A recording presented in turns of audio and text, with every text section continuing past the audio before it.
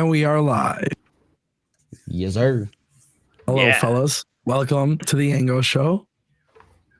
What up, though? What's Phil? up? How are you, Phil? Why are you being so shy? Right, bro.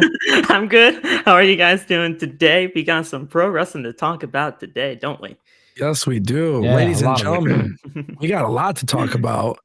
We're running with a 3-man group today. So this is going to be very fun. Yeah. Last night we had NXT, and then obviously with NXT, we saw some another shocking title change on TV. Yep. Yes. And then obviously tonight is Dynamite, which is interesting because they're going head to head with Evolve. So we're going to talk about that. Yeah, I mean, there's just going to be a lot of shit to talk about. So if you guys want to support the show, if you guys want to support the channel, you guys know what to do. Click like on that live stream link, retweet us on X. Phil and Billy are also simulcasting, so make sure you guys check them out and subscribe. This should be a fun show. Hopefully everybody can remain calm and civil and nice, and We're going to be polite on this show. we're gonna be polite. No Yeah, I'm more good. no more negativity. I'm all set and ready to go, Bullshit. I love AEW. Cut Let's the do shit. it. Cut the shit. Obviously, there's a lot of things to discuss, so we'll get to that. Yeah. And I just wanted to remind everybody that today I dropped a new video. I don't know if you guys got alerted or not because YouTube kind of be acting weird. So if you guys didn't watch it, make sure you guys check it out. Also, another thing, just really quickly, later on in this stream, I'm going to have you guys react to a clip that is surfacing on social media. And I want to hear you guys' opinion after I air the footage, because this is leading to a huge conversation, and it has nothing to do with WWE, NXT, or AEW Dynamite or anything like that. But it's a very interesting clip that's going around. Definitely got to talk about that.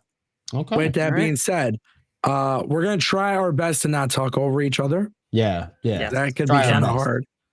And if anybody, I guess really, if you guys want to make a point while somebody's talking, I don't know, just like signal something, and that way, I don't know. We're figuring it out as we go. You're right. But thank you to the both of you for joining us. First things first, we're just gonna talk about it. What was your guys' reaction to NXT last night? Phil, do you want to go? Yeah, I'll go for a sec. Let me first of all, I have to say that title change was shocking. I will say that to the very least. I thought that title match was actually very good for what it was. I was honestly kind of hoping that we would see a new champion. Not gonna lie, it's not that I have anything against Tony D, but Shawn Spears has been doing some amazing work over the course of the last few months, and I wanted to see that pay off for him, and I'm glad it did. Other than that, I overall enjoyed the show. I thought the show was very well done. Prayers to Cora Jade. I heard something happened with her, and it was either her knee or her head injury or something like that. So prayers to her for that. But I thought it was a very good show for what we got last night, and we'll see how everything shapes up. I'm really looking forward to next week though with Roadblock, because that's going to be a very fun show, and I think the theater at Madison Square Garden is going to be a very good venue. I would agree. The championship match itself was like a really good match. One thing I will say is I don't know how long it's going to last, because I think there's a guy on the rise that we're going to be looking to actually put that belt on. So Shawn Spears, it was cool. I think that was, correct me if I'm wrong, was that Shawn Spears' first championship in NXT? Yeah, that's correct. Okay, so he wins his first championship. All for Ricky Starks to potentially take that championship from him. Yeah, I think that's, I mean, as I titled the stream, Ricky Saints got that. I think that's very clear, right? Yeah. But here's the cool thing about this. Shawn Spears is a guy who, between his training school and between what he's done in NXT, working with these young and up and comers, I love the fact that Shawn Spears got rewarded with the title. And I'm excited that they're going to use that as an opportunity to help propel Ricky in NXT. For sure. Yes, I agree with that 100% because, with Sean Spears and his, pedigree of what we know him for and, from what we saw him as earlier as Ty to now what he is now as Sean, first of all, the evolution is absolutely uncomparable, but now you have what Sean Spears is now in NXT and what Ricky Starks can be for the future Yep. of NXT and what that Mhm. title could be. It's going to be absolutely amazing when that all pays off. Nope. Well, we're figuring it out as we No, go, I was people. just Don't going to worry. ask you guys, do you think this leads, do you think this kind of changes the course with Ricky maybe not being in NXT? Like the idea was always, hey, Ricky's going to go to NXT for a little bit because he kind of needs some help down there with the men's division, and then he'll go up to the main roster. Do you think this could potentially change that? Philly. I would say that it could potentially change it for sure. In my eyes, I think it could. But I guess only time's going to be able to tell that one, Phil.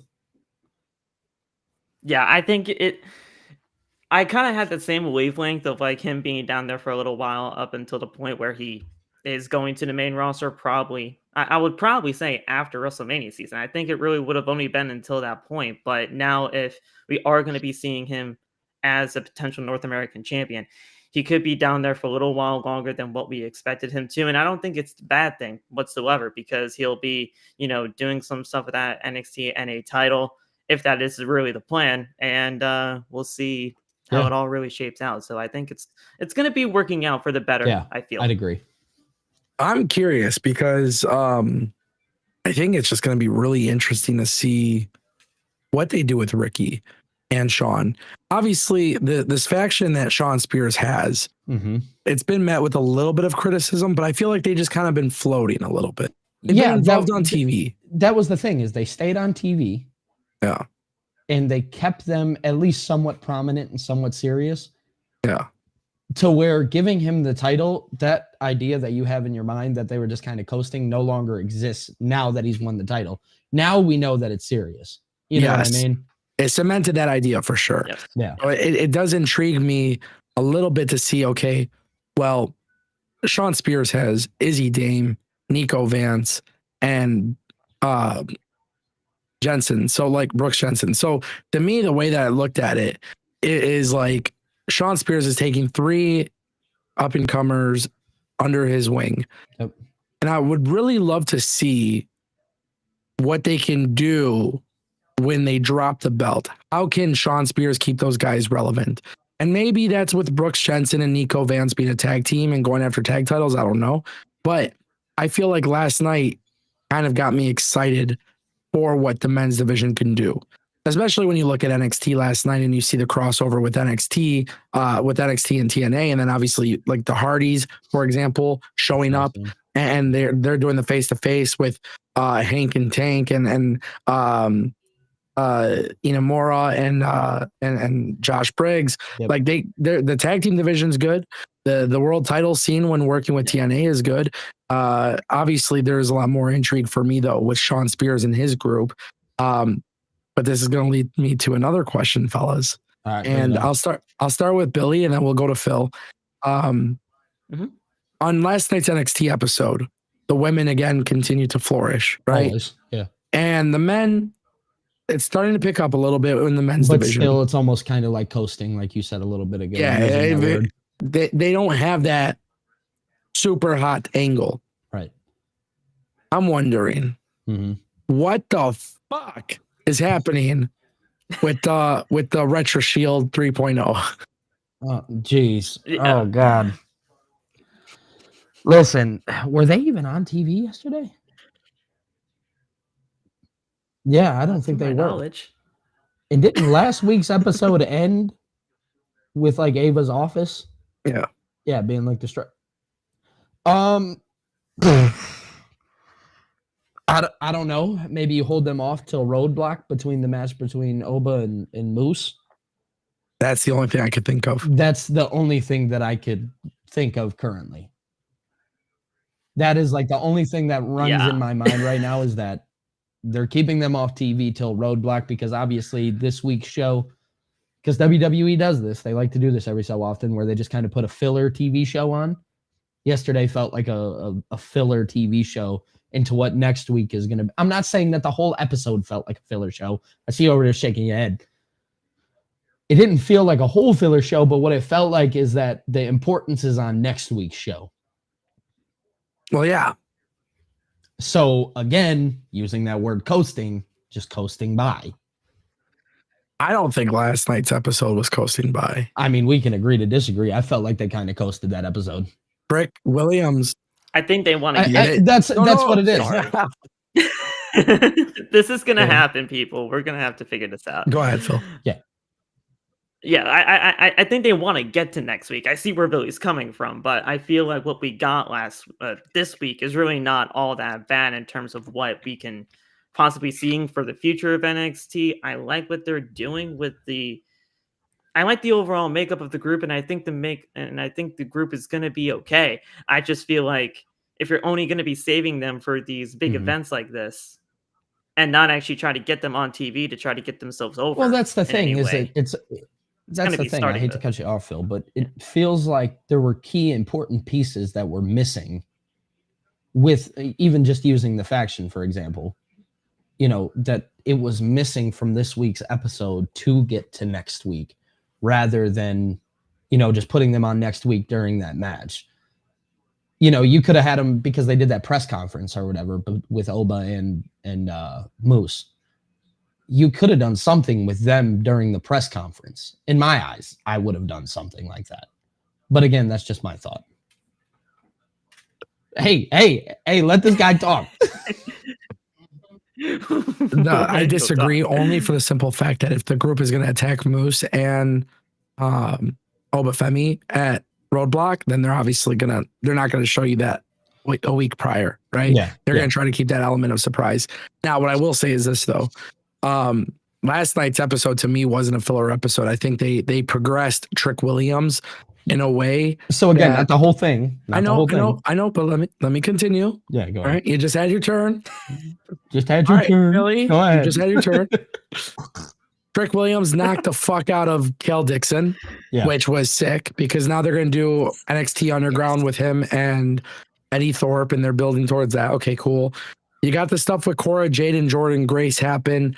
Obviously, we don't know what that was supposed to lead to because Cora Jade got hurt. We didn't get the real finish. But Jordan Grace versus Roxanne at Roadblock, right? Yeah. Pretty much everything that they did was to push for Roadblock. When you look at Stephanie Vaquer and Julia in the women's division, that continues to progress very well. But for some reason, and even obviously with Ricky Saints having his interaction with Sean Spears and Sean Spears winning the belt, that all made sense. Everything was pushing forward. The only issue that I had with NXT last night was the absence of this new faction. Mm-hmm. That was my only concern. And the sad thing about that is I've been wondering, and maybe you guys can tell me, maybe you think differently, whatever it may be, but I've been watching WWE LFG.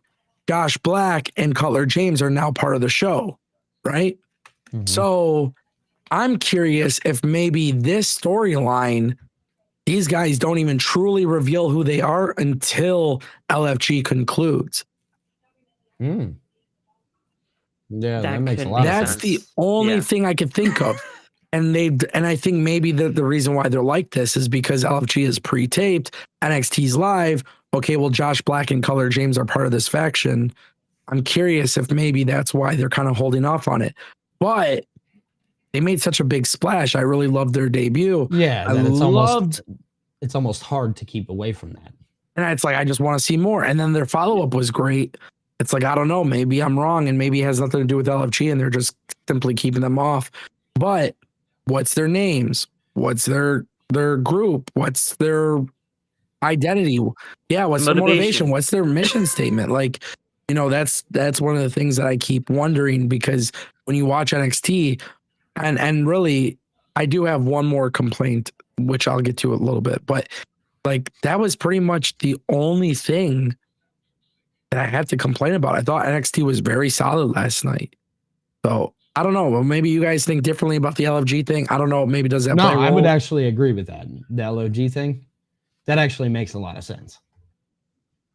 Yeah, I think the OG aspect of it does make a lot of sense. Doesn't that kind of, you know, spoil what's kind of happening with LFG? I mean, if they're already on NXT and they're already like kind of under NXT contracts with this, I mean, obviously we don't know this group. We don't know like if they're just running roughshod just to, just cause chaos in NXT. But I mean, LFG, I've loved the show so far, but I mean, doesn't it kind of spoil what's kind of be happening with NXT contract Well, being on so the line? that's the biggest flaw with LFG, and a lot of people aren't talking about this, but like all the people in LFG are people that have contracts with WWE Yeah, already. at any point. They already got the contract. So Right. what I hate about LFG is the fact that the winner gets an NXT contract. Bro, these people have been showing up on Level Up. They've been given WWE contracts.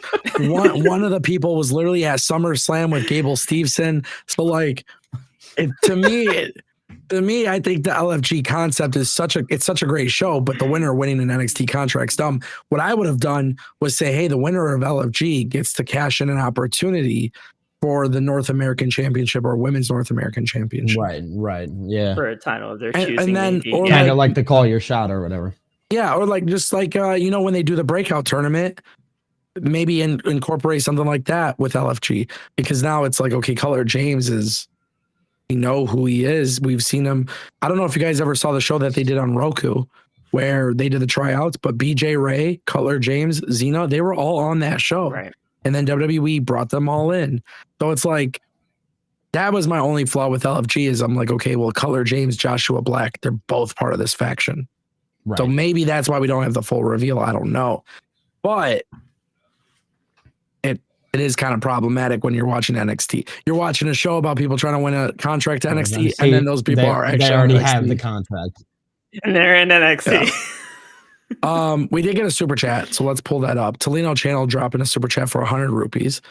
And he says, this week NXT was a bit off after 2 banger episodes, but wrestling wasn't bad. Chelsea taking the pin was disappointing, but she killed it after with Stone. Phil, how do you respond?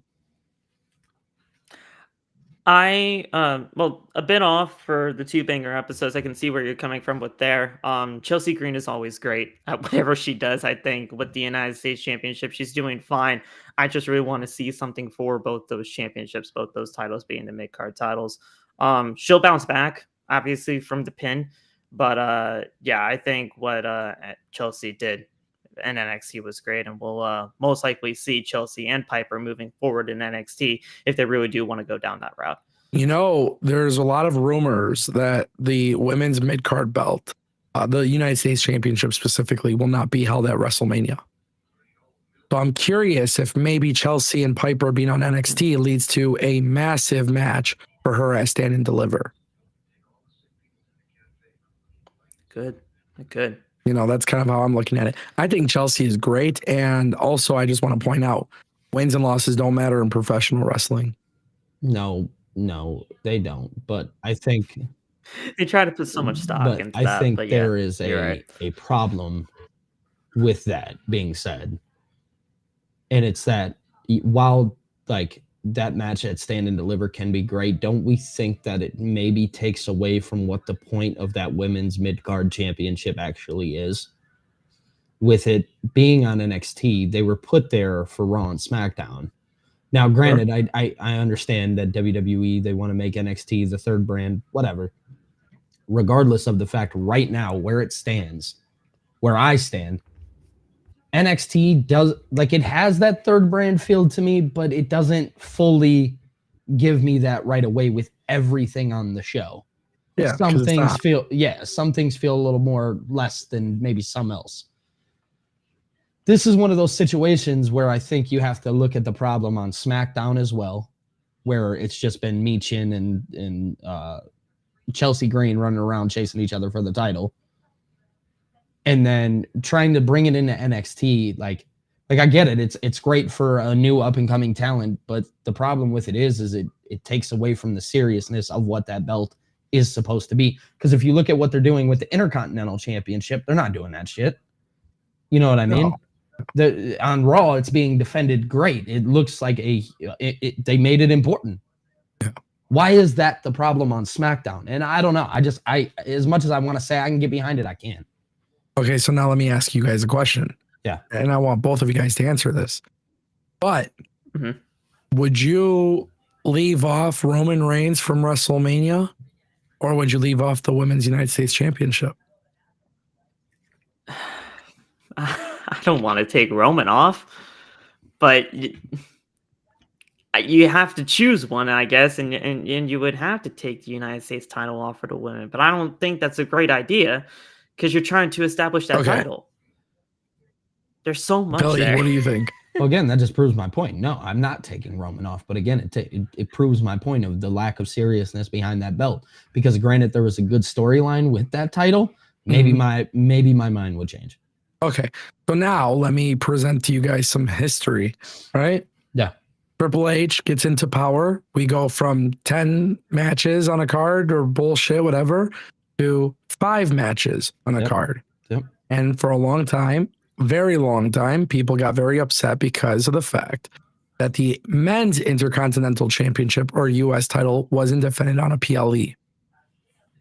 Then what ends up happening, and we see it mostly with Gunther, is the fact that they have a main event match on Raw for the Intercontinental Championship the week before the PLE. Same thing with SmackDown, Right. where they would have LA Knight in the main event, US Championship before the PLE, therefore making TV more important. So if you are conducting a WrestleMania card, you're going to put the biggest and the best stories on the card, meaning some stories are also bigger and better than a title. And we've seen that across the men's division. We're going to see it across the women's division. Do you guys agree or disagree?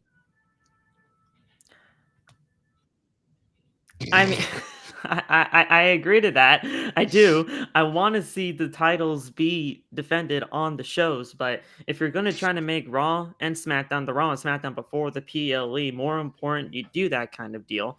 But you also want to see the equal opportunity to be presented on a PLE for mid card titles, just women's superstar stories in general. You want to see that happen, but the balance in this to me kind of feels a little bit off when it comes down to trying to figure out where things fit into place. I know you want to put the best things on your PLE.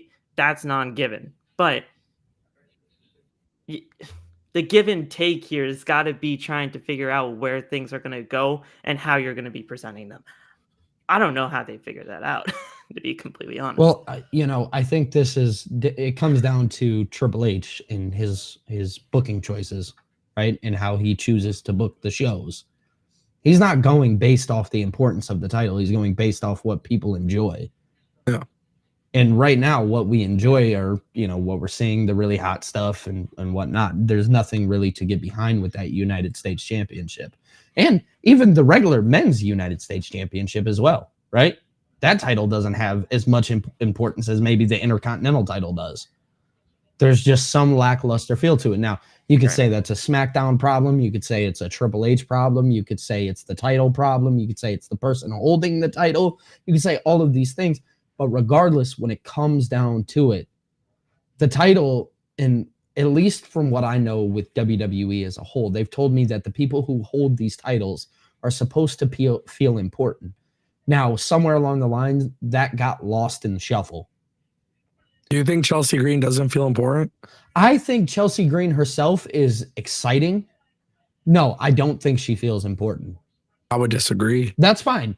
But the thing about it is I think her lack of importance to me comes from potentially the show that she's being featured on, because I'll be honest, I'm watching SmackDown every so often. You know what I mean? I'm not blind to that. And I'm not. Go ahead. Just quickly, do you think Karrion Kross is important to the WWE program? Yeah, I think he's added a lot of value. But he doesn't have massive feuds every week. But right? here's the thing.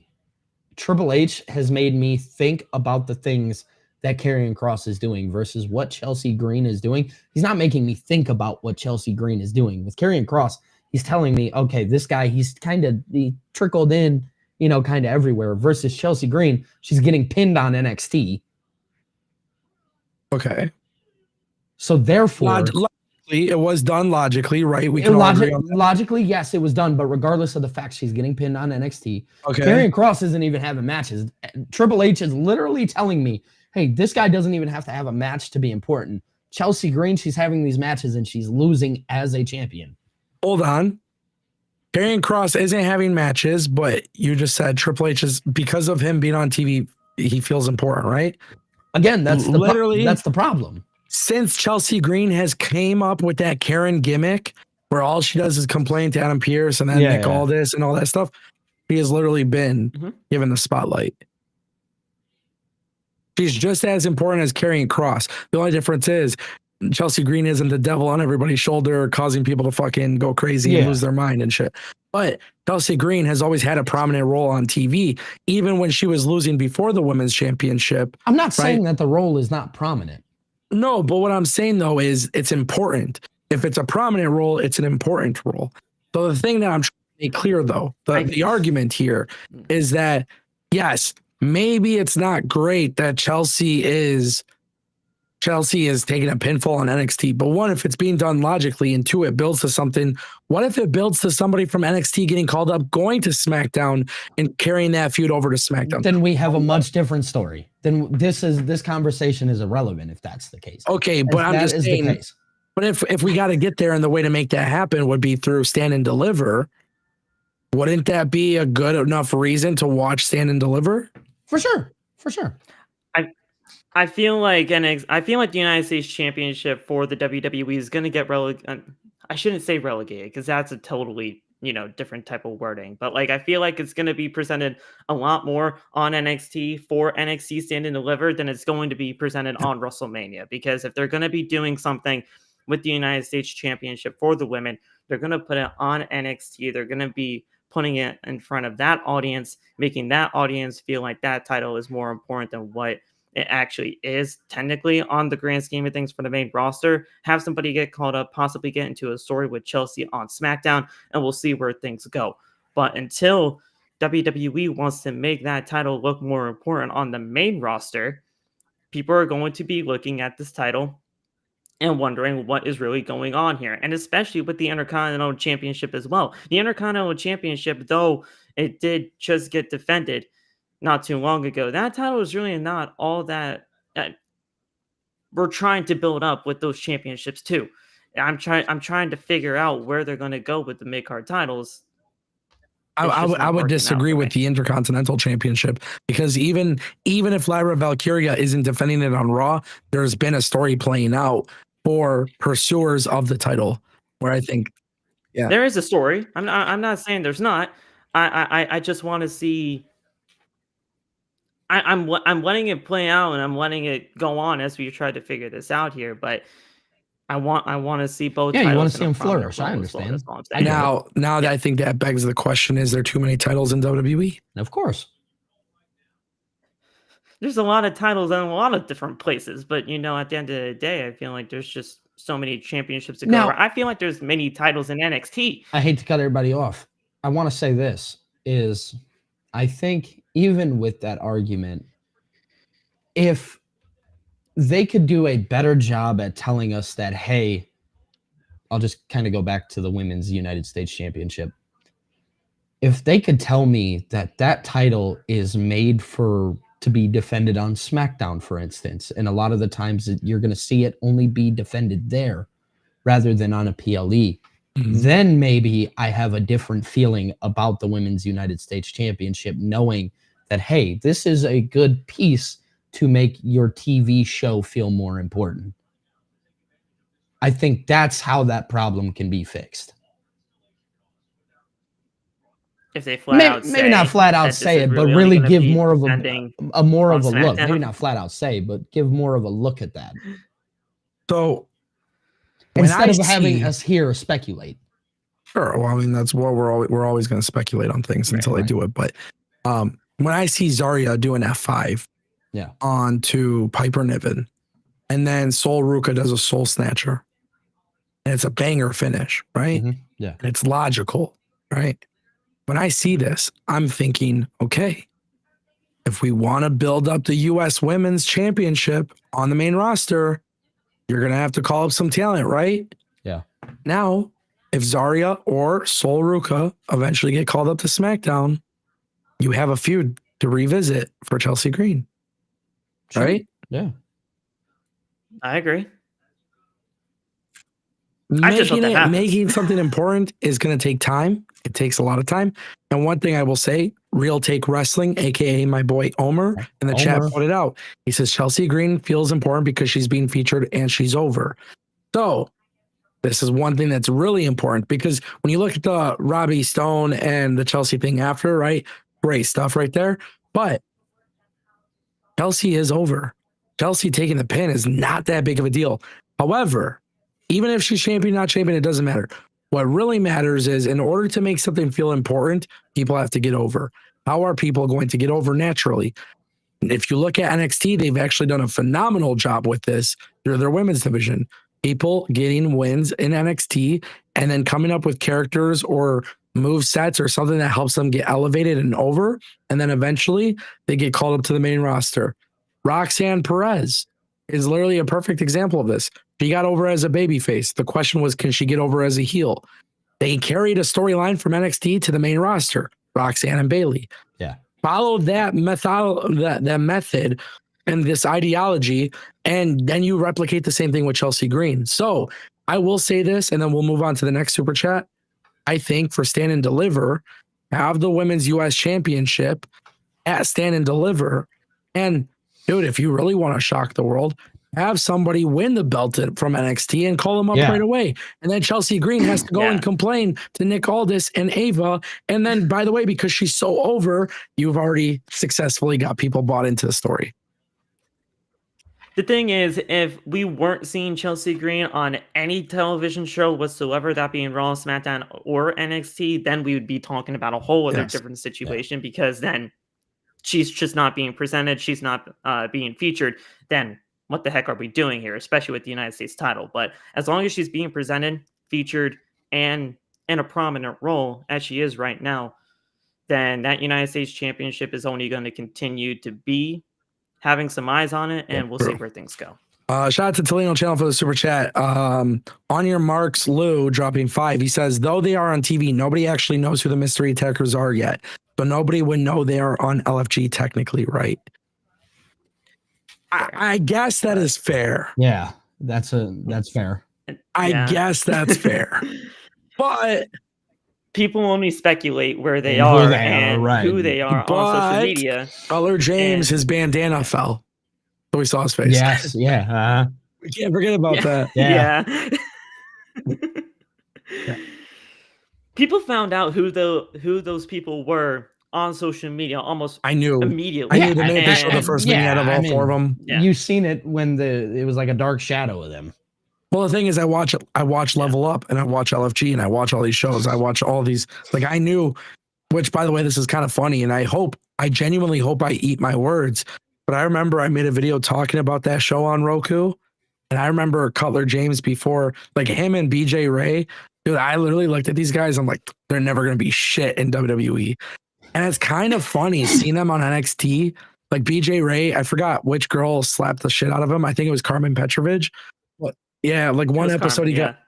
She kicked him like he got his ass beat backstage. Cutler James kind of looks like he's picking it up. I would love for these two guys to like really show me that they could be great, you know. That's just a little side note because I did not believe in Cutler James. I was watching the show. I was like, he kind of reminds me of Duke Hudson, another tall guy, you know, got some good muscles, whatever. I'm like, whatever, you know. But maybe that's why they got rid of. Maybe that's why they got rid of Duke Hudson. They're like, okay, well, we got Cutler James. I don't know. Easily could be. But going back to the super chat, it is interesting. We don't know exactly who they are technically.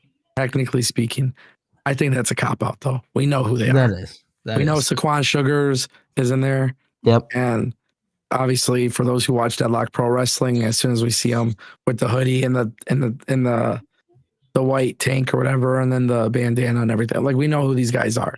So technically speaking, we don't know if they're, you know, when they're on LFG. However, Do you It's really want to obvious. insult our intelligence? WWE has not really been insulting our intelligence. Are they going to start doing this shit again? Right.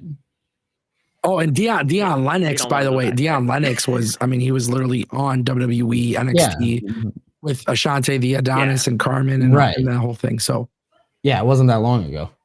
yeah, interesting. Shout out to On Your Marks Lou for the super chat. Delano Channel dropping 100 rupees. We know Saints can kill it on the mic and in the ring. Who do you think on the roster can swing back as Saints, similar to MJF versus Starks? That's a good question. Yeah, the floor is yours, Billy. You go first. Right now, nobody. Yeah, go ahead. Nobody? Maybe you can make. Hold on. Nobody? You can make an argument for Trick Williams. I think looking at Trick Williams' seriousness and what I seen last night from him, I'm actually a really big fan of what he's doing. But on the mic, I mean, Trick Williams is right now the one person that kind of comes to mind. And you can make an argument for like some TNA guys to come over. You know, you can make that argument that God, numerous names from TNA, but nobody off the top of my mind from NXT. I'm just gonna be honest. Okay, what about main roster? Main roster for sure. Yeah. Seth Rollins, I think, could hang with him. I think obviously somebody like Punk. I mean, there's numerous names on the main roster that I can think of. Bill? Look, I think they got something really going on with Ethan Page if they want to do something with them. But do you really think Ethan Page can hang with him? Yes. Really? Yes. Ethan Page is a great promo. He's a good promo. He's a a good great promo. talker. Is Ricky Saints or Ricky Starks good promo? Yes. They will be able to go back and forth. Okay. Yeah. I mean, main roster, like Billy said, I mean, there are a ton of people over there right now, but I mean, we don't kind of really have to worry about that right now until we get there. But I really do feel like if you really want to do something with Ricky in NXT right now in terms of the promo battle, give him Ethan Page. But do Give you him think that Malik they'll Young. go right into him and Sean Spears? Not right. Ricky Saints and Sean Spears. Ricky and Sean. I stand and deliver. I think that's the match. I feel okay. I feel So like the real question is, do you think that Ricky can or Sean can hang with Ricky on the mic? Yes. Yeah. Okay. That's fair. Sean's a very good talker too. We just didn't really get to see much. Because if we're having a conversation of like who's good on the mic, there are numerous people that are good on the mic. It's the question that lies is who can hang with Ricky. So you got to look at the circumstance, right? Ricky is the baby face. Yeah. So naturally, it's not about necessarily who can hang with Ricky. It's who can go and cut a promo battle with Ricky and then allow Ricky to kind of humiliate them on the mic. Because as the heel, you don't want the heel getting over the baby face, right? Right. So naturally, you would want the baby face to cook him, which is why it was such a shame that we saw Ricky Starks cook Edge, Adam Copeland, on Collision because they're two baby faces. Right. You know, so it is one of those things like you don't want, like, I think when you look at NXT, like, I think Ethan Page will be a great heel that could try to get under the skin of Ricky, and then Ricky will be able to immediately clap back. I think you can make an argument that Trick Williams and Ricky would be a really fun promo battle. Yeah, right now, after what I've seen from Trick Williams yesterday. Oh, he's completely getting better at his promos and his in-ring stuff. And also, like, you know, it's a real shame because NXT 2.0 isn't, you know, it's not happening anymore. But imagine Carmelo Hayes and Ricky Starks. Oh, fire. Both overconfident, both arrogant, both egotistical. And one's going to have to do that as a babyface. One would have to do that as heel. So the thing about this super chat that's interesting is that I think there's a lot of people that can go toe to toe with Ricky on the mic, but Ricky being the babyface has to shine. So the question isn't who can outshine Ricky. It's who will they allow to be outshined by Ricky? Because that's really what it comes down to. Sure. The cool thing about Sean Spears, by the way, is, as Phil mentioned, he is a good promo. Like, he could talk. We don't get to see it as often. So when I see that Ricky Starks is going to go into a feud with Sean Spears potentially, I think there could be some really good promos. There could be some really, really good promos. But I think it's going to surprise a lot of people when they see how good Shawn Spears actually could work in the ring. And Ricky will be the ultimate baby face in that match, where Shawn is going to be not as what's the word that I'm looking for? He's not going to try to hold back Ricky. Yeah, he's not right? going to be restricted. Yeah, Shawn is going to try to uplift him and bring him out and get that confidence out of him, and he's going to try to elevate him. So I think that's like a recipe. Shawn Spears is actually the perfect veteran in this case because he is a vet who is looking out for the future of the business. For sure. So he's not going to go in there with this mentality of let me hold somebody back. Even having Shawn win the title, like that felt like, oh yeah, that's really cool because you know that Shawn is doing that based on the better of the show. Yeah. And you know what it's leading to. Yeah. Yeah, I agree. Thank you, Tolino Channel, for that super chat. Tolino Channel dropping another one. Natalya is a good choice to the IC title story. IC title has a heritage linked to the Hart Foundation. Natalya winning it can build a legacy to it. I'm not opposed to it. If you guys saw the whole situation that went down with Natalya and Maxine not too long ago with that backstage interaction, she's got to think about some things or what have you. So they're trying to do some Natalya stuff moving forward with her. I wouldn't mind seeing her in the IC title picture. It's just you gotta see where everything fits, and I feel like she could fit. It's just a matter of time, really. Yeah, I mean, here's my thing is I think she would be great in that role. I think it would bring some serious back to Natalya. I think that's something that she's been missing. So I'd actually like to see her. Now, obviously, you got to bring her on TV and you got to get her more involved a little bit. But why not? I'd love to see that. I want to see what they do with her and Maxine. Yeah.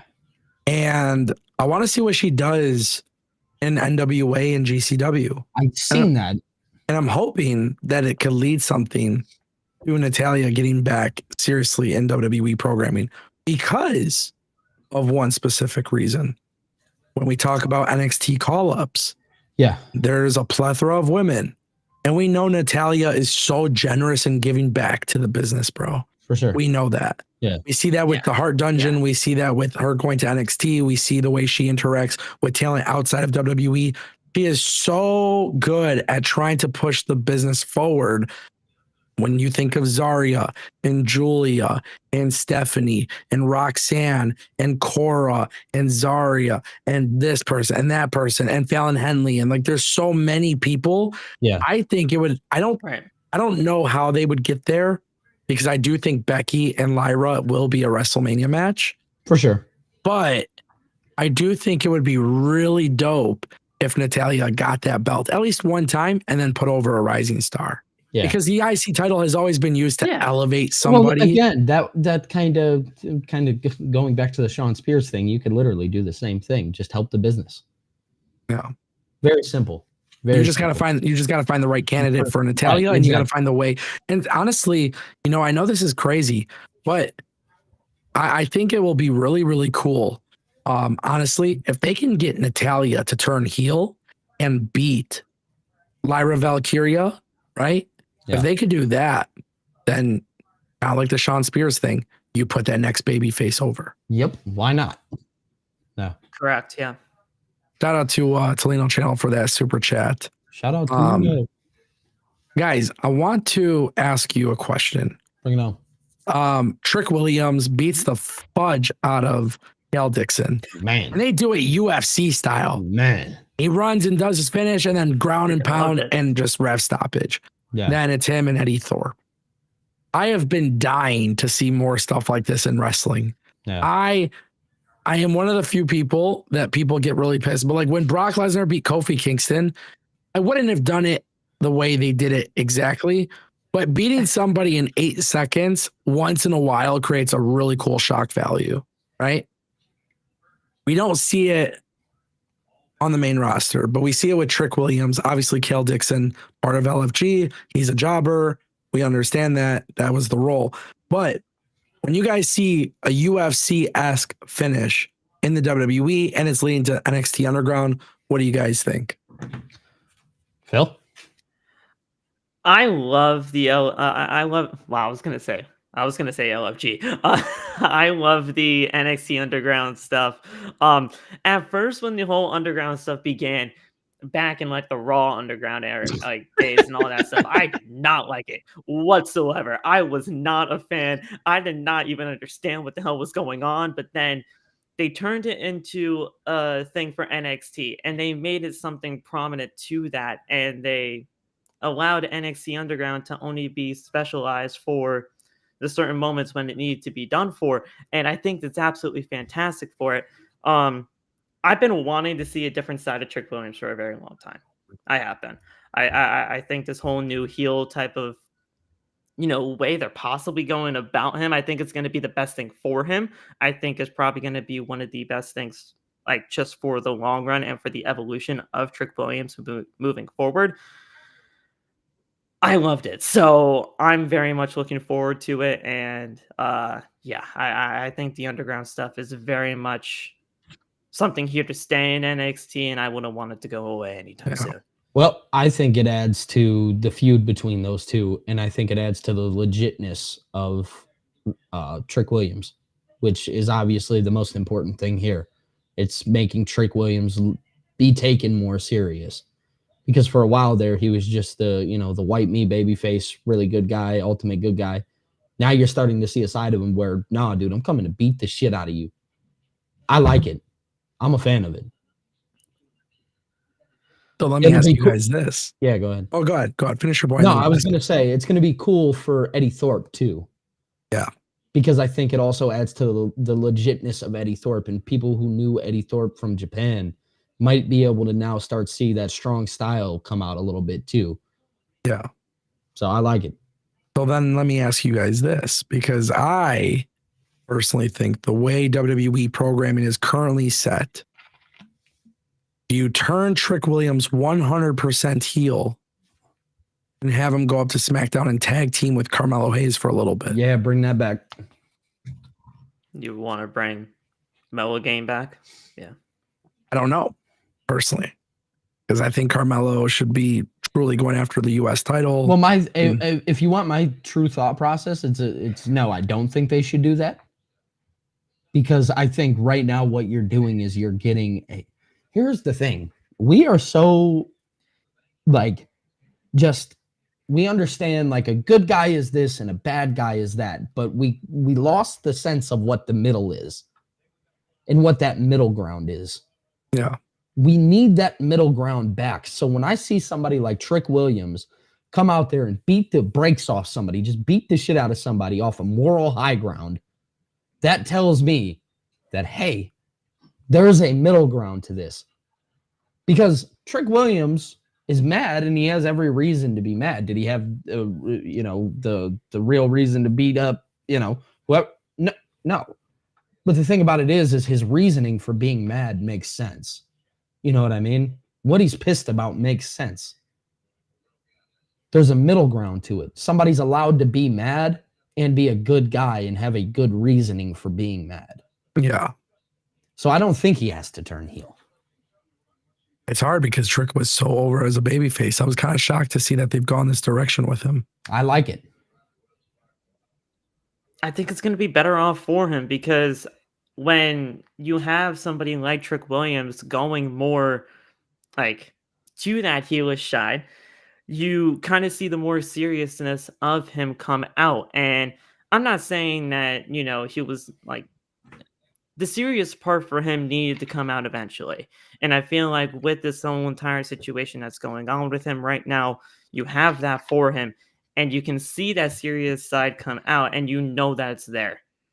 So as long as you know that it's there, you can at least see where he lies, and when he needs to get serious, he can, and whenever he can be fun, he can obviously be fun. So you got let that me ask two you guys sides. this: yeet or whoop that Trick? Me personally? Are we talking personally speaking? Yeah. Oh, dude, whoop that Trick. Bill? I'm more of a yeet Okay, guy so myself. here's the thing, though. Here's the thing. WWE loves the catchphrases. They love this shit. Now imagine a year from now or 2 years from now, I don't know, but Trick Williams is on the main roster and whoop that Trick becomes as big as yeet. Well, I think that's the thing is whoop that trick needs to have some real meaning behind it. Okay, now we're talking. Now we're talking Yeah. because he's showing us that serious side. Exactly, because now we're in the place where whoop that trick actually means something. I'm actually going to whoop and beat the shit out of boy. Okay. You saying I that can see it. just justified why I should like this version of Trick. Yes. Yes. He's showing us that serious side. Eventually, when he does that big baby face, massive baby face, whoop that trick, we have seen the side of Trick Williams where he is a legitimate badass. Yeah. You've Okay. gotten to see everything. Okay. I dig it. I dig it. Me too. There was another super chat actually. You missed something from Justin too. Justin Kennington. I think Nothing showed up. He had a member thing. Yeah. There was a membership. Oh, Justin, do you want to tell me what it was? Because it did not pop up on here. It did not pop up. I don't know if he had text with it or whatever, but he said he upped his membership. Okay. Well, shout out to Justin for upping his membership. Yep. Appreciate you. Like 24 months. Yeah, it did not pop up, unfortunately. It did not circulate on here, so I don't know why. That's really strange. Very strange. Yeah. Leno Channel keeping the super chats coming. He says Phoenix Penta tag soon or Phoenix and SmackDown or NXT. Talked a little bit about it yesterday. I think Phoenix is going to. I think he should go to SmackDown. Yeah. I agree. Doing him, putting him on Friday Night SmackDown is the best move for me, in my personal opinion, because you have that United States Championship picture. And I said in chat yesterday when you guys were talking about it, you can always go to the Rey Fenix and Penta tag team. You don't always have to do it right away. Allow Penta to do his own thing as a single star because he's already been established as that. Phoenix can do his own thing over on Friday nights. Then you can bring them together. I think it's perfectly well done. And I don't think Phoenix needs NXT. I think he'll just be on the main roster with Penta. Don't put him in NXT. We don't need to see that. For sure, main roster. If you put him with Penta, I'm not mad about it at all. The Raw Tag Team division could benefit from it. However, Penta is showing us a lot of singles success. I think Phoenix will show us a lot of singles success. When you got Carmelo Hayes and some really good workers on SmackDown, there's going to be a lot of great potential matchups for the U.S. title, and Rey Fenix being there would be really cool. And eventually when you do that reunion, it'll be really, really nice. You know, I'm okay with both options though. Me too. I'm happy with either or. Yeah. Oh. And they can always make ties to it. They don't have to hide it. Right. They're related. No, I mean, honestly, if I were them, what you can actually do, and you could do it this week on SmackDown, right? You can air a vignette for Rey Fenix and just reveal Rey Fenix, or they'll probably just call him Phoenix, to be honest. Yeah. But he shows up. If he shows up, do the vignette, say he's coming to SmackDown. And then what you can really do if you want is when Penta's on Raw, you could do a backstage segment where he talks about Phoenix coming. You know, we see people crossing over from SmackDown to Raw. Maybe it's a circumstance where somebody from SmackDown's in a backstage segment and Penta walks up to him and says, "Ooh, you should be very afraid of Phoenix." Yeah. You know, just something to kind of like let them know, hey, we're separate, but we acknowledge that we're actually brothers. You could do something simple, is my point. We've seen at times when SmackDown superstars come over to Monday Night Raw because of like some sort of agreement between Adam Pearce and Nick Aldis. You can even do something with that to where you can have Phoenix come over to Monday Night Raw. And if Penta's in some sort of a little bit of a situation where a tag team match is being made, you can get the Lucha Bros right then and there. I'm very much looking forward to seeing what they do with Phoenix coming on in, because they have a lot of stuff that they can do with it. And I'm very much looking forward to it. I have an idea. Yeah, go ahead. You just prompted an idea. No shit, I could see it. I'm being silly, guys. I'm being silly. But now imagine this though, piggybacking off of Phil. Can you imagine what if they do something where Ludwig and Pete Dunne start beating the shit out of Penta, right? WWE SmackDown has already announced that Phoenix is coming to SmackDown, right? Yeah. And what if Penta makes the call to Adam Pearce? He goes to Pearce and says, call Nick Aldis, call Phoenix. And then just logically speaking, you do something for WrestleMania with the Lucha Bros because you got to take advantage of that. And then the week after, Phoenix goes straight back to SmackDown. That's So an you just- easy way to separate them without having them, Yes. And then when you're ready to do a full-time tag team championship you can run, go back to it. is that a shitty idea? I think that's like relatively logical. No, I think It's logical. I just don't think that happens. I'm not saying it will, but I'm just saying if you really, really want to like bridge the gap of like Phoenix being on SmackDown, but then you do want that WrestleMania. Well, that also allows like a good storyline between Pierce and Aldis. How so? Just maybe because again, they were doing a lot of things before and they've kind of just, stopped touching on that so much. Well, they justify. Hey, I talked to Pierce. Yeah, I talked to Aldis. Yeah, okay. Nia Jax is coming to Raw. I talked to Nick Aldis. Nia Jax is coming. I'm with you. I wouldn't be opposed. I'm just saying I wouldn't be opposed if you're like, you want to take advantage of the Lucha Bros for this WrestleMania, right? Because you got to strike when the iron's hot. Ray Phoenix was just put in Guantanamo Bay, right? So if you have this whole thing where, if you have this whole thing where Penta he got his ass beat, he calls Adam Pearce, and SmackDown's already revealed Phoenix is coming. Hey, call Aldis. I need my brother. And then Phoenix, like you could even do something because Nick Aldis is such a great GM. You could even do something where Nick Aldis is like, Phoenix, I'm allowing this one time, but I'm spending a lot of money to get your services on SmackDown. And I want you to be highly regarded competitor for our United States title picture. You can go to Raw and tag team with your brother. And that's fine with me. But I'm telling you, I am not paying you to be a tag team wrestler. Right. I'm paying you to be a singles guy. Star. Yeah. I want to create the next Rey Mysterio. I want the next big luchador on SmackDown. Now, because Nick Aldis is a little bit more of a firm boss, I think that even does some good stuff for him. I don't think they'll do this shit, but I'm just saying it could be kind of fun. That'd be cool. Yeah. I love it. I think that would be absolutely fantastic. We'll see how it all shapes up, but I'm very much looking forward to seeing Phoenix. Polino Channel follows up with that. He says, new theme. Do you want Cena to rap or someone else? I love what Angle said yesterday. Just let the rain, the booze rain and just have him. Can I be honest?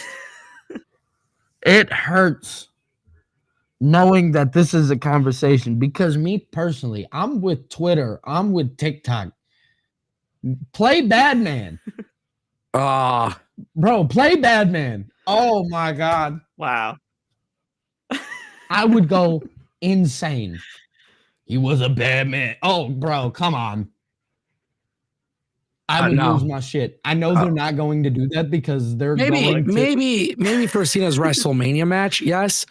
But until then, like when he shows up on March 17th, lights out, John Cena walks, tells Stu, get the fuck out of my way, Stu, runs to the ring, and all you hear is the crowd singing, John Cena sucks. It's fucking perfect.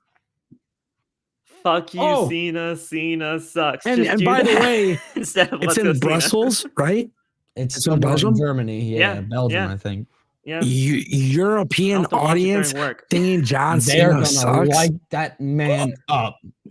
They're gonna love that shit. They're gonna. Now we gotta put a lot of faith into the fans to do it, but I'm just saying it would be fucking.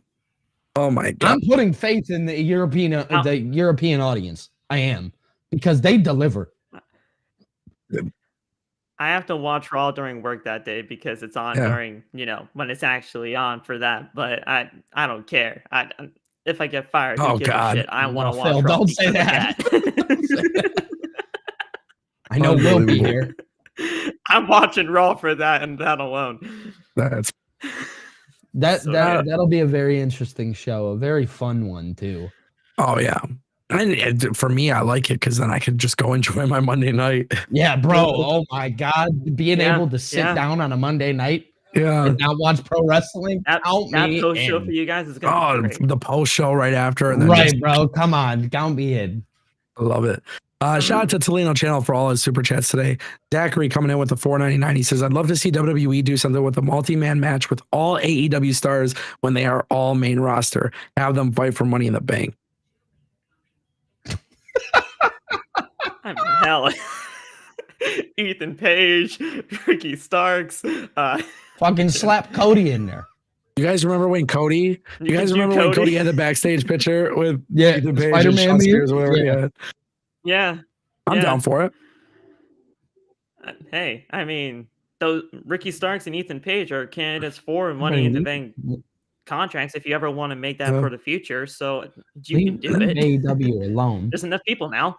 It's Penta versus Ray Phoenix versus Jesus Christ. Lexus King, Penta, Ray, Ethan, Lexus. Ricky, Yeah.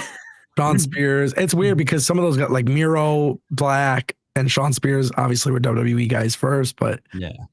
Right. I mean, listen, I'm not opposed to anything. I don't care as long as the story's good. Yeah, as long as it makes sense. I would love Ethan Page to show up. Like we were kind of talking about yesterday's stream, like where I was saying long term, it would be kind of dope for Ricky and Ethan to get involved with the Rock and Cody thing. Yeah. Right. And so Yeah. like it would be really nice for Cody to have like a promo battle with Ethan Page and be like, you weren't shit over there either. Like, yeah, there's a reason why Ricky's my best friend. Some shit. Spit my drink out. And there was that connection with the Rock Exactly. and Ethan back in Yeah. NXT from there. So I mean, it Talk- makes a lot of sense if you want to talking do about- that for him. And that would be a great spot for him right off the bat, being paired with John and That Rock. scene Come That'd on be so now. funny. Just seeing how calculated WWE has been with this particular story and The Rock and everything, I genuinely believe Ethan Page does play a role at some point. The For Rock sure. endorsing him is It I don't tells think- you a lot. it does tell you a lot. And I don't think The Rock would have done that unless Yeah. there was a plan to it. And I Yeah. do think like New Orleans, Ricky Saints wants to be there, bro. You want to bring Ricky Saints in? Hey, like you have can. that opportunity, Yeah, bro. you can. And by the way, what a great thing for WWE to do to not only just promote NXT, but to take guys from NXT. And listen, WWE sent Ricky and Jordan Grace to NXT for one reason. There's one reason for it. They're going to tell their shareholders and all the people, look at what NXT does for our developmental system. All of our top stars that main event WrestleMania came from NXT. So obviously, there's a reason why certain people go to NXT, right? So you get them involved with the Rock and Cody shit. Hey, you just elevated the NXT brand on so many ways. Yeah, Imagine the CW. Again, go ahead. No, just imagine the CW. They are ready. They're projecting 60% profit increase for Since over the year. NXT. Yeah. Yeah. So, and largely due to NXT and live sports. So now you bring Ethan Page and Ricky Starks into that storyline. Dude, the CW is going to be all over NXT. They're doing great numbers. Oh, and by the way, this is literally translating into the WWE ecosystem extremely well. Yeah. Creates value for NXT, bro. The money's right there. And by the way, the business, they care about money. So, Yep. why not? Oh, hey. Huge. Huge. Shout out to Zachary Yeah. for the super chat. Brian McHattie dropping 5. He says, maybe I already talked about, but who was the Gable contact and what or who was referenced with the box? Black, Phoenix, Vampiro, Extreme Fantasy Idea. Me and Billy talked about this yesterday. We really don't know. Yeah, not 100% sure. Yeah, I got no idea. I love the way that was shot. That brought me back to Yeah. Lucha Underground days, like Anko said. Yeah, I think it's going to be very interesting to see where Chad Gable goes with this whole entire situation. I see the whole narrative of it being a mask. I do not want Yeah. that whatsoever. Do not put a mask But on God, how Chad Gable. hilarious would it be? I think it would be funny, but I don't don't want either. to see it but my happen. God, count me Um, in for the jokes. I've seen the Ray Phoenix, narrative going around saying that it could be Ray Phoenix, but I don't know. You think Ray Phoenix is in the box? I think don't he's in the think it's box? him. No, I don't think he's in the box. Imagine Ray just popped out of the box. It's very. I have no idea what's going to be happening with this, but I'm very much intrigued, and we'll see where things go. Yeah, I agree. It It's is going to interesting. bring a different side of him for sure, and it'll be more Yeah. serious for him. I don't know what to expect. Yeah, I Honest to have no God. clue. I don't know. But like that's kind of cool, right? Like again, Triple That's H the keeping things mysterious of it. unpredictable. I like that. Knowing And I like the things. fact that it's not for a title, bro. This is literally a situation where we're seeing firsthand this is a major storyline that's happening. And it's been, and I have a feeling they put the freaking answers in front of our eyes and we just don't know it. Yeah. Oh yeah. It's probably like on the sign or something. Yeah. I have a very Some strong dumb feeling shit that's like the case. that. We're just sitting here so naive, blind to it all. Crazy. It's crazy. We used to get mad at them insulting our intelligence. Now they're putting our intelligence in front of us. Yeah. They're basically testing our intelligence. Yes. It's Yeah. crazy. It's like, all right, guys, we're gonna put these little subtle details in But there it's like right now for it's you like to they're see, and if you insulting don't my see 'em, intelligence that's your again and fault. making me be like, damn, am I intelligent? Yeah. If you don't see the subtle details that we put into our stuff, Yeah, then that's that's a your you fault. Go problem back now. and watch. Exactly. Shout out to Brian McKetty for the super chat. Guys, I want to switch gears. What's next for Leah? Like Yeah. for so long, Hold it's on. like, oh, Hold Carmela, on, and hold on, it's like, hold on. no. Out of nowhere. Hold on. Because this is a big deal. I want to give some context to our friends in the chat. Yep. Really quick, Brian McKetty says, isn't WWE in negotiation for Lucha Underground rights forward the Vampiro idea, especially with the Vamp, Penta Angle, and Underground? From my understanding, that's just a rumor. Mm-hmm. If it's Vampiro, that would be interesting, I guess. I don't know. Interesting. I don't know what the hell's happening here, to be honest. Yeah. We'll It's- see. it- yeah, it's I'm gonna very be much interesting. looking forward to it. What I will say is this, though. Why, like, if Vampiro were to become, like, on WWE programming, what would he be doing? What value does Vampiro offer in 2025? That's a good question. I don't. That's a good yeah. question. That's actually really I good. think we have to start asking that question because people throw out names left and right. You have to question the value that people bring. 100%. I know it's kind of cool, but Right. But Yeah. at some point, you have to be like, all right, does it bring value? If you would just be there to be alongside Chad Gable and all of this, when American Made is still a thing, then I don't know if Vampiro would bring much value to Yeah. everything. But you gotta, the value is what's important here for that. So yeah, we'll see. I agree. Very interesting. Okay, now let's switch gears. Ladies and gentlemen, Carmella. She was on a podcast show, talk show thing, and she was talking about her WWE departure. I'm going to show you guys the video clip. I'm gonna show you guys the video clip. This is being weird. Can you guys still hear me? Yeah. Mm-hmm. Yes. Okay, so basically, for those who don't know what's happening, Carmella left WWE. She didn't get re-signed. This is her speaking out about it. We're going to talk about it. We're going to react. And yeah. What's next for Leah? Like Yeah. for so long, it's like, oh, Carmela, and it's like, no, I can now fully be Leah and like do what I want to do, and I don't know what that is. So you have been out of WWE for almost 2 years. Yes. But not by choice. No. So let's talk about it. That's the whole point, to get people talking and to Yeah. be like bold in your face. Let's talk about it. Let's have the conversations that, women aren't having. Is it because I'm a woman? Is it because I had a baby? And it just feels like a shitty way to end a 12-year career with the company. Like that this is how it ended. But also to be treated like a human being and a woman and someone who's dedicated 12 years of your life to this company. He still has a job. We had a kid and he has a job, but I don't. I mean, I guess fast forward until a few weeks ago and then I got a call saying that my contract was up in 10 days. Everyone just ghosted. Ghosted, completely ghosted. Everybody's getting sued if it was me. What if this is the end of my career? Like, what am I doing with my life? What do I have to offer? Why wasn't I given an opportunity somewhere else? Does it feel bittersweet though that all of your people are still there? I feel like I'm being punished because I had a baby. And men don't really have to think about it because they're men. They could change their mind. Why would you want to be somewhere that doesn't want you? I wish more for women in general and moms and especially athletes. I feel like you shouldn't have to choose one. Like, why can't you have both? Okay, so those are the comments, obviously, from Carmella, who is obviously no longer in the company. Yeah. How do I hide the video? Okay, there we go. Yeah, I mean, listen, she's no longer in the company, and a lot of people are talking about this. A lot of people feel like maybe her comments were not entirely the best comments to make because WWE has, obviously, we've seen with Becky, she was pregnant, she left. and obviously we know she's still with the company.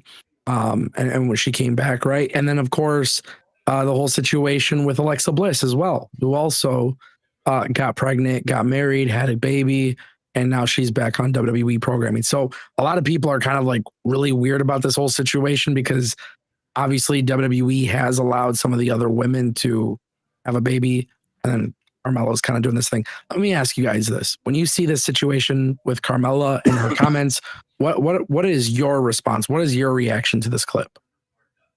Go ahead, Billy. Go ahead, Bill. Could it just be as simple as like maybe they just didn't find interest? In the sense of booking her, like if they just didn't find interest in her, they didn't find her interesting. They didn't think that she had anything left to offer. They maybe didn't see her fitting into the new WWE mold. Now, do I think the ghosting part is a little shitty? For sure. Of course. But do I think that there is a world that you just have to look at it and be like, from a business standpoint, like maybe it doesn't have anything to do with your baby, and maybe it just has to do with you as an athlete? Those are questions that you have to ask. So what's interesting, I just want to preface this and then we'll get to Phil as well. Yeah. But we saw, I don't know if you guys saw, Sonya Deville was on the Ariel Helwani show, and she spoke to Ariel Helwani and she talked about her departure. And basically it was just like conversation was going good. And then they basically said, like, we don't really like know what to do with you creatively. Like, it's just not working out creatively. Yeah. And Sonya Deville was somebody who was on TV. Yeah, she was on TV, and they tried things and it just didn't work out. Does that change your guys' way of thinking maybe with Carmella? Because for me, it certainly did. When I saw Sonya Deville talk about WWE just not really having like a creative plan for her, that was kind of my thoughts here. Like, Carmella, she's a former women's champion. She thrived under the Vince McMahon era. Yeah. She did things obviously with Enzo and Cass, and then she broke off and actually became a single star. She did have a lengthy career there. Clearly, WWE's approach has changed. If you look at the women that are on TV today, a lot of them are really, really phenomenal pro wrestlers. They're getting ready to call up a ton of talent from NXT, which means you're not going to have room for them all. Is this a situation where maybe WWE, kind of like Sonya, were like, hey, we're just ready to make room for new talent? Or do you think maybe, Phil, she has a point and like WWE ghosted her, they just saw that she got pregnant and they don't find her useful? I don't know. Well, I think the ghosting part is really shitty if that's actually going to be the thing. But with everything that's happened with Carmella over the course of the time that she's been gone, firstly, I think she actually did have a lot to offer with the women's division. I honestly was very much missing Carmella on WWE programming. I think she actually did have a lot to offer, especially with what WWE's got going now with the women. But it's just a matter of where the WWE sees you and where you're going to be fitting in long term. And I feel like WWE didn't really see much for her fitting in long term. And that's why they really didn't bring her back on WWE programming. I think she really could have, but it's just, that's just only one man's opinion. I wish her nothing but the best. And I think what Sonya did on her interview with Ariel, she took that and she kind of handled that with a matter of grace. And, she just allowed, both parties to part ways. And I feel like, though I feel Carmella's frustration with how things were dealt, business is business. And I feel like one person went one way and the other person wanted to go the same way. It just didn't want to work out in their favor. Yeah. And you also go ahead. No, go ahead. Go ahead. I was just going to add to Phil's point. I think when it comes down to the ghosting part of things, I think you have to add more context to that too. When did the ghosting begin? Was it just they ghosted you strictly off of you asking a bunch of questions, or did they ghost you after they told you what was happening? Yeah. I think there needs to be context to that. I don't think she was released just because she had a baby. Because if that was the thing, she wasn't released. They just not didn't released. extend her Not contract. released. That's not what I meant. Yeah. Like, you know, I don't think she just had that kind of situation happen with her for a contract just because she had a baby. Because Yeah, I don't that either. because we've seen people have babies come back in the past and they're either put right back into position that they were in previously before they had their baby, or if they were a top star, they were put probably right back to the top. Yeah. I think it's interesting because I think what a lot of people are going to be paying attention to is Corey Graves and his contract situation, you know. And I don't know, I don't know, you know, just WWE these days. I think maybe honestly the best explanation that I have is that the business just kind of passed her by. TKO, Yeah. TKO really changed their way Yeah. with women's booking. Triple H, obviously, as you can tell, with Io and Bianca and Rhea, there's been a lot more emphasis on the women, like as professional wrestlers. Mhm. And I'm not saying Carmella is a bad wrestler by any means. She definitely fits in the modern day WWE. But you got Julia and Stephanie, you got Zarya and NXT. All three of them are. I genuinely think this was just WWE trying to make room. And I don't think there's anything wrong with that. But it goes back to the Corey Graves thing. Like now it's really interesting. Corey Graves was shooting on Twitter. Now you have to wonder, is this like a situation where, hey, if you guys don't fit the vision for what we're looking for, you get moved aside. And I don't like that way of thinking. I think there's always room, especially for Carmella. Listen, if Carmella is somebody who, under the WWE umbrella, they're like, hey, listen, we don't want you to wrestle anymore.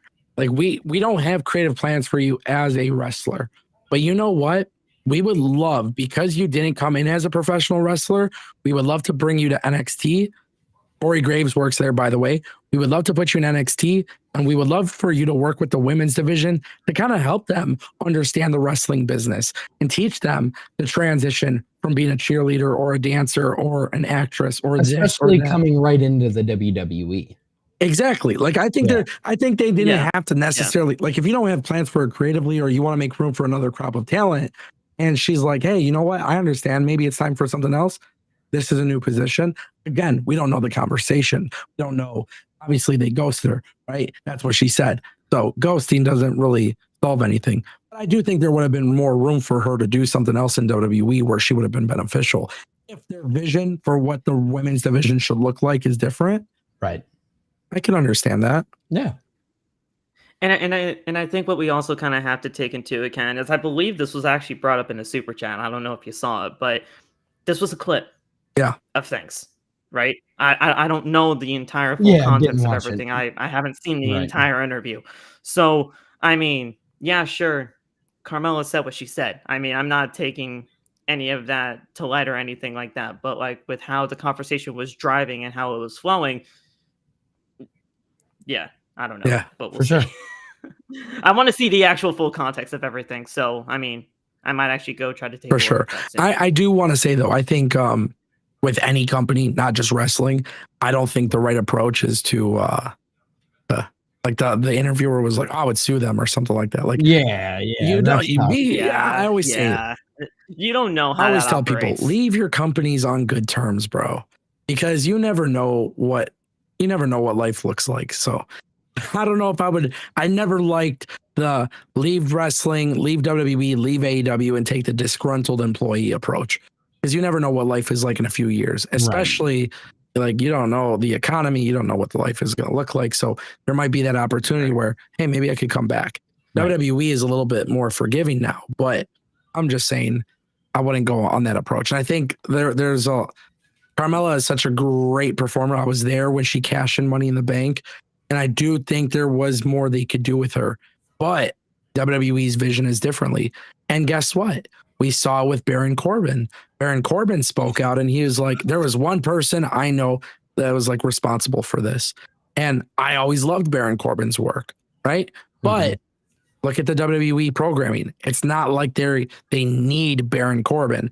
The WWE is not reliant on one talent. And that's my final point. The WWE brand is far greater than all the people in there. People hate this, but the truth is TKO has done that with the UFC and they've done it with WWE. They've built the brand to something that is so great. Everything else is extra. Necessarily who's involved. Exactly. Yeah. You mentioned a super chat, so let me see because I didn't see. Do we have them? I think from Zachary. It, Okay, it hold mentioned the entire point of bringing up that like this was a clip, and maybe it was only made that way for certain clicks and everything like that. But Yeah, there were maybe two it's we just not missed. being able to be brought up. Yeah. Okay. Let me go in order actually. Yeah. On the marks, Lou. On your marks, Lou. Yeah, I see it right here. So Yeah. he says, Carmelo tweeted that people need to watch the entire video to not take it out of context. So I'm just assuming the clip was added to get clicks. Well, Yeah. I understand exactly how that works because of social media. Yep. And obviously, yeah, you try to get the full context.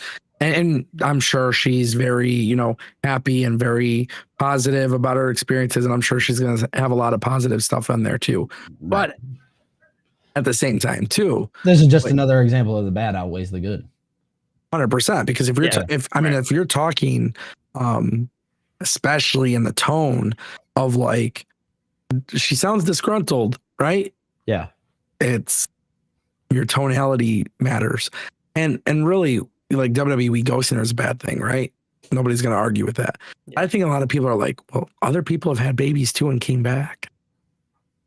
So How you say things matter, especially in the world of pro wrestling, and you gotta take things with how you give them. And Agreed. yeah, sure, it's yeah, sure, it wasn't the entire clip, but yeah, you gotta figure out. She said these things, so now you kind of gotta roll with it. yeah, exactly. Shout out to On Your Marks, Lou. Zachary did drop a super chat earlier for $4.99. He says Cody is losing for sure at WrestleMania. I'd have Ricky lose to Spears at Stand and Deliver earlier in the day. Have Ricky go save Cody from a post attack, and Ethan attacks back. Stand and Deliver is going to be before WrestleMania Night 1. Yes. Yeah. So it's at noon. Yeah, it's at actually I think it's even earlier than that now. Is it? I think 11, or maybe that's when they do the kickoff. They do the pre-show. Yeah, Pre-show, they do yeah. the kickoff there. Yeah. So 12 o'clock to like 3 o'clock, and then 3 o'clock to WrestleMania. Yeah. Yeah. Let me go first on this, and then I'll let you guys weigh in. I disagree that I'd have Ricky lose the Spears. Unless 100%, unless Ethan Page debuts on the main roster at WrestleMania as one of Cody's attackers, standing still with The Rock and Cena. That's the only way. That's the only way. Otherwise, Ricky has to win the North American Championship. Which, by the way, imagine the fucking debut of Ethan Page at WrestleMania attacking Cody Rhodes. Oh yeah. People would be so shocked. They'd be like an NXT guy. Billy was naming off fucking Randy Orton and Seth Rollins and this person and that person. He was literally naming off the God tier list of professional wrestlers in WWE. Hold on, chill out. Nah. You named some very top level elite wrestlers. It would be cool to bring in an NXT guy. But that's what I'm saying. Imagine the swerve that you got where it's like Ethan Page from NXT. Then, if that's the case, Ricky should lose the Spears. But if they're not doing that with Ethan Page at WrestleMania, which, by the way, 99.9% positive chance that they're not, then I don't, But you guys can go off. Well, I think Cody loses too. I mean, I feel like it's kind of like if you don't have Cody lose in this entire situation, I think I would be very much shocked. But Ricky losing to Shawn, I don't think that's gonna happen. I think you kind of got to capitalize on that, and I think you have Ricky win the title. I wouldn't mind Ethan Page being a part of this whole entire situation with The Rock. It's just got to be done in the right way if you want to do that for him. Plus, it's a huge spot for him being paired with John Rock. But yeah, like you said, Ango, it's 99.99% not happening, but I wouldn't mind it if it did. Yeah, no, I would actually be really happy with that. But overall, I don't think that is going to happen. It would be cool to see. I would enjoy seeing it, but I just think Ricky Starks, I think he's going to spend a year down in NXT if I'm being honest. No. You don't think so? No. I was going to say 6-9 months at the most. Yeah. Okay. That's fair. How long has Ethan Page been there? 6 months maybe. I Not don't know. me. Yeah, probably 6. Okay. But they needed the help in NXT, brother. Right. You don't think they need it now? I mean, it's still going to need help in the main event scene, but they've gotten a lot better. Okay.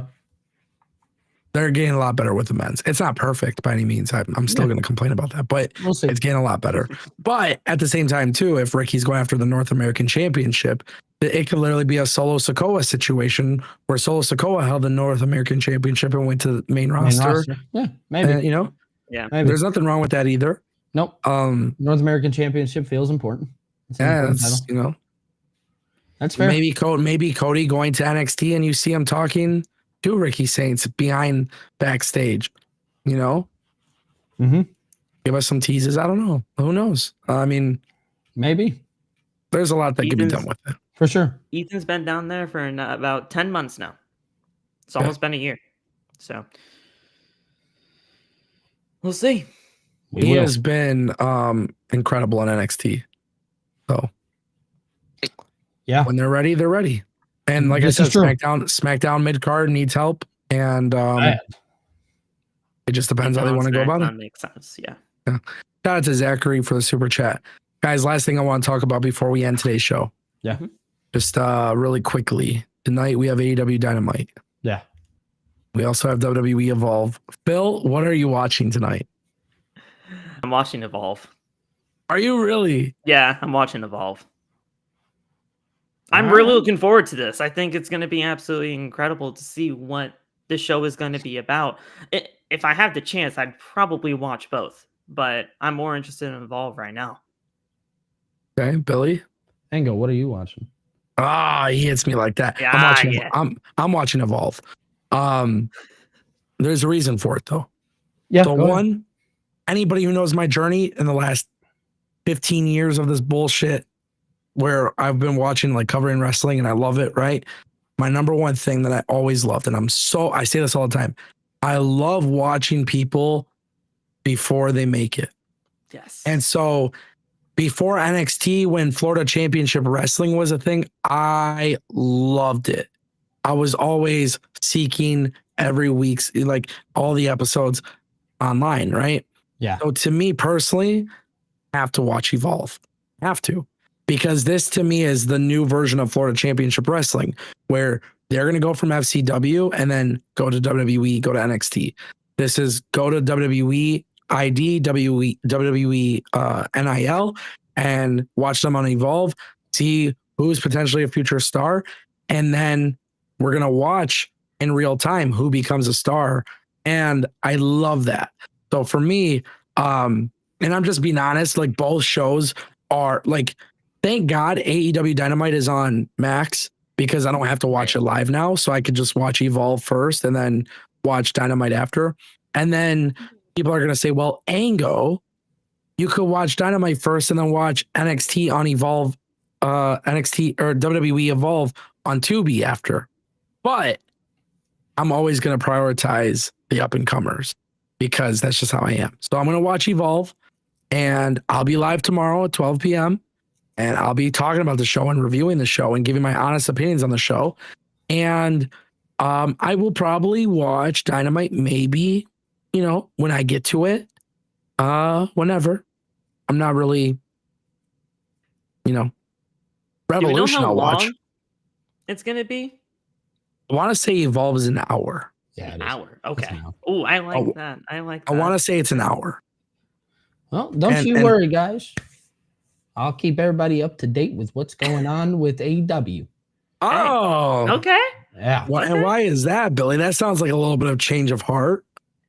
I think just, you know, here's the thing. I think a lot of people, especially now, come on and we go and we say things about this company and we've had these, you know, even me personally, I've had my own change of heart towards AEW before, you know, big fan versus not being the biggest fan to now wanting to try to dive myself back into it because here's the thing. I think, and I feel like even I can admit this, is sometimes you let the internet ruin what you think could be good or could be bad.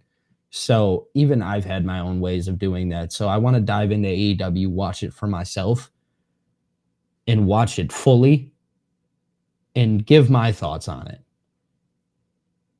Without going on Twitter, without going anywhere to see what people are saying. So you're saying you're going to watch it, but like not be on social media? Yeah. Mm-hmm. I can understand that. The problem is, Billy, I feel I like... can see. Oh, go ahead, Phil. Yeah, go on. I can see how people get clouded with other people's It's opinions. it's easy to be clouded. On It's easy social to be media. clouded with other people's Yeah. opinion. It's easy to allow them to. I'm not going to say manipulate a mind because you shouldn't be manipulated by social media like that. But it's very easy to just trick your mind into being like, oh yeah, that's a problem. When really, some of these people that are saying these things are just watching clips that they see on Twitter. Of course, yeah. Right. People don't watch the shows. Yeah, I mean, I'm gonna just be straight up honest with you, Billy. Yeah. I mean, granted, I told you the reason why. Yeah. I said I like watching the up and comers. I like that kind of programming. Yeah.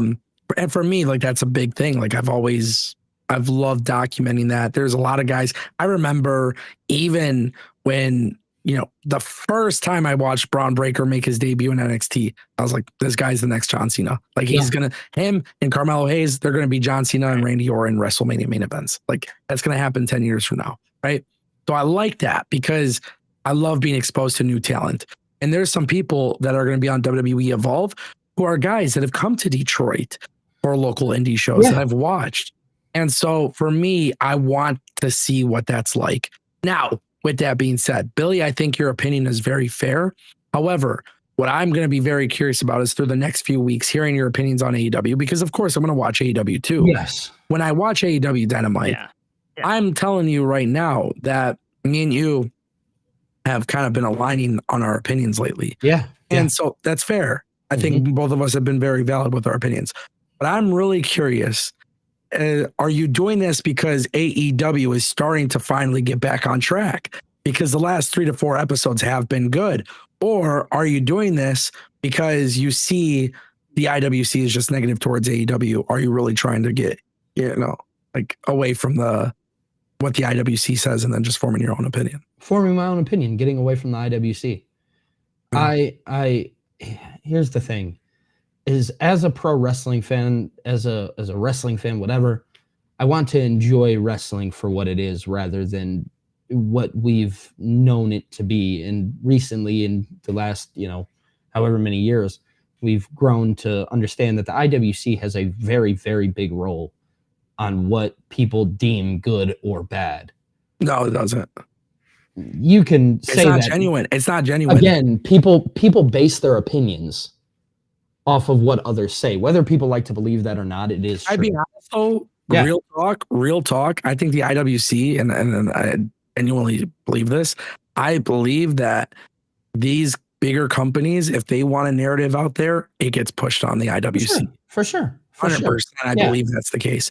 So the thing is, I would never in a million years ever let some little fucking bot animate. No. That's the thing. That's the thing. Me either. I'm not letting these. But to say that people don't allow that to happen is absurd because they do.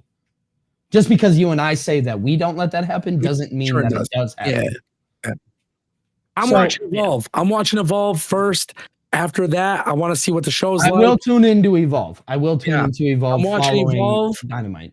I'm watching Evolve, and then I'll watch Dynamite after. And obviously, I've already made this clear because I know people don't actually listen, but I am buying Revolution. Revolution does have a nice build. It is going to be a phenomenal. Did you see the deal? Yes.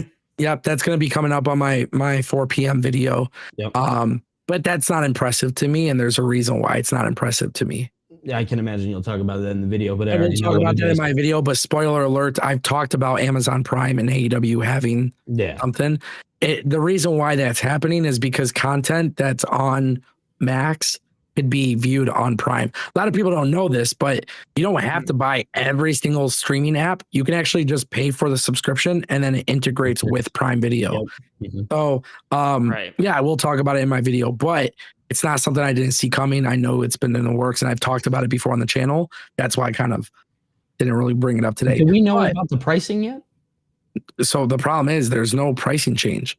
Yeah, okay, that's what I thought. I honestly, and I don't yeah. give a shit about AEW pay-per-view distribution until it's on Max. True. So until Exactly. that happens, I don't care. It could be on payperview.com, Triller, Prime. That shit don't really matter. They do need That's to not- drop the by price. the- That's a fair thing. They do need to drop the price. Drop the price, put it on Max, and whatever. Either way, I'm buying it, and I just buy it from my cable provider or whatever, you know. Yeah. Your But provider, for me personally, like the way I'm looking at it is Revolution has a great build. It has. And I give them props. I think Tony Khan has done a relatively nice job building up Revolution.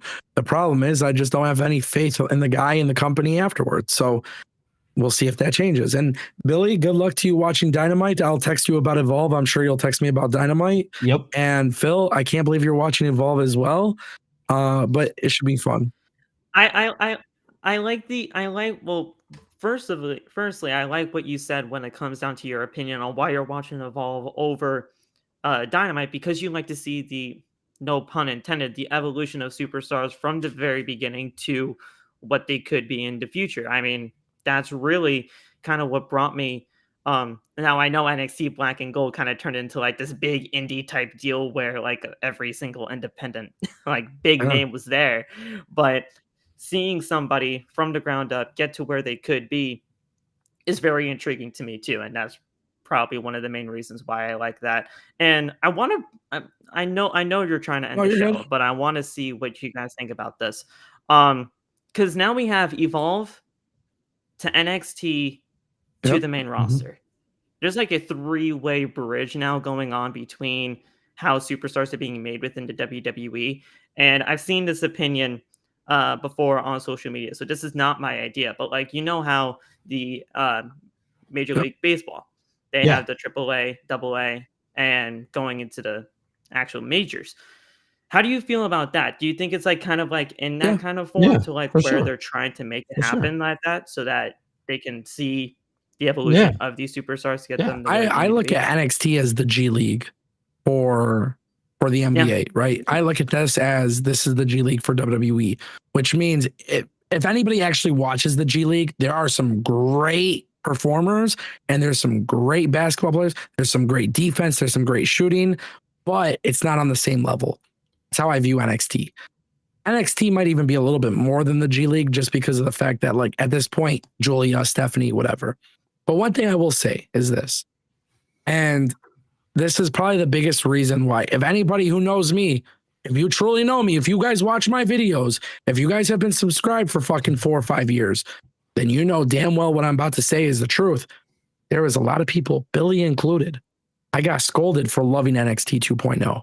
And I got scolded for hating Black and Gold 2019, 2020 NXT. I got scolded for this because I didn't give a fuck about who was the big signing. NXT to me was always, we take the lesser known person, give them different characters to try out, and then see how far we could push them in the WWE ranks. That was why I loved NXT 2012, 2013, 2014. NXT 2.0 went back to that. And now NXT today is a hybrid between that and the Black and Gold NXT that we got in 2020. They didn't sign every massive indie name, but they signed a few big ones. Yeah. So it's a hybrid. That's why I love NXT, because they took the best of both worlds for me. I grew up on the principle of NXT taking fucking Leo Kruger and then changing him to Adam Rose, and to see Adam Rose get extremely over. Oh, Vince McMahon puts him on TV. He's a fucking jobber. So to me, I loved that. I loved watching Liaki become Roman Reigns. I loved it. And then it was so cool because I grew up obviously on ROH and TNA when I see Kevin Owens join the company and he comes in, that's your big signing. And then you start doing some cool stuff, but it doesn't become infiltrated by only big indie names. So it was okay back at that time. You brought in Finn, you brought in Sammy, you brought in Owens, you brought in Samoa Joe, you brought in Hideo Itami. I was okay with that because you still had all these other guys. I remember watching Corey Graves wrestle. I remember watching Jake Carter wrestle. Jake Carter, people, do you guys know who Jake Carter is? Yeah. Who is Jake Carter? You tell me right now. Phil. That's two fucking Never liars. mind. No, I'm a lie. Jake I'm a Carter? lie. I'm a lie. Jake Carter. Oh God, maybe you're right. He looked like the Miz.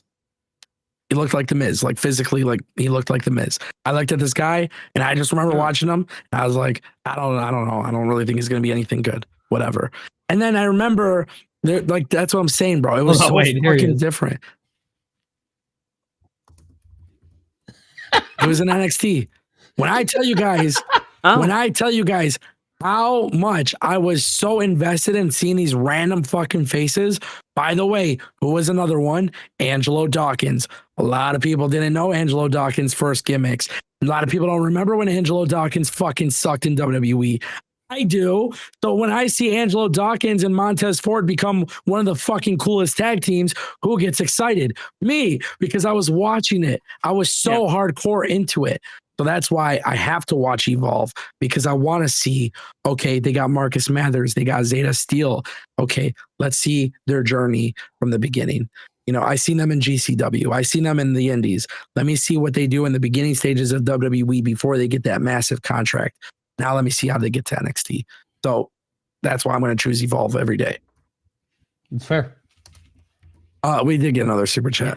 Yeah, I peeped. On your marks, Lou, coming through again, $10 USD.